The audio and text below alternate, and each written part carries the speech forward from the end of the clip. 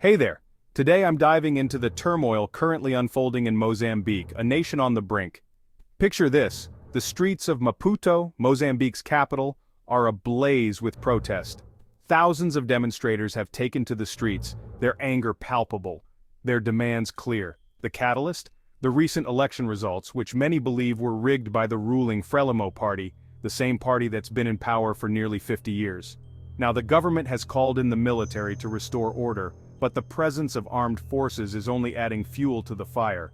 Protesters are setting fires and erecting barricades, while the police respond with tear gas, rubber bullets and, alarmingly, live ammunition.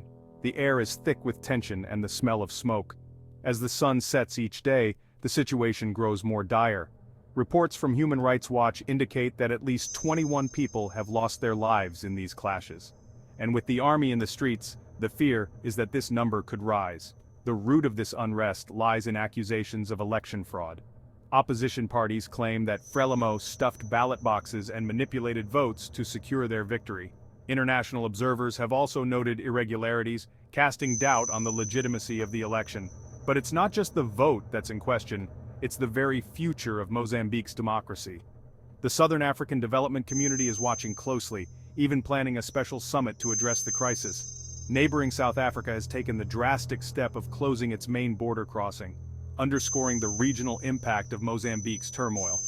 In the midst of this chaos, ordinary Mozambicans are the ones suffering the most. Families are locking themselves inside their homes, terrified of the violence outside. The streets, once bustling with life, are now battlegrounds.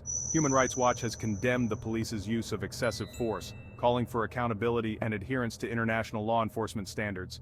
Eyewitnesses recount harrowing scenes of tear gas infiltrating homes, forcing people to flee. The call for a thorough investigation into these abuses is growing louder by the day. The international community is urging a peaceful resolution, stressing the importance of dialogue and respect for democratic principles. But as tensions remain high, the path to peace seems fraught with challenges. So, what's next for Mozambique? Will the government heed the calls for transparency and fairness? Will the voices of the protesters be heard, or will the cycle of violence continue?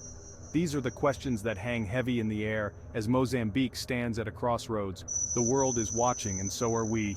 Stay tuned for updates on this developing story. Thanks for watching and take care.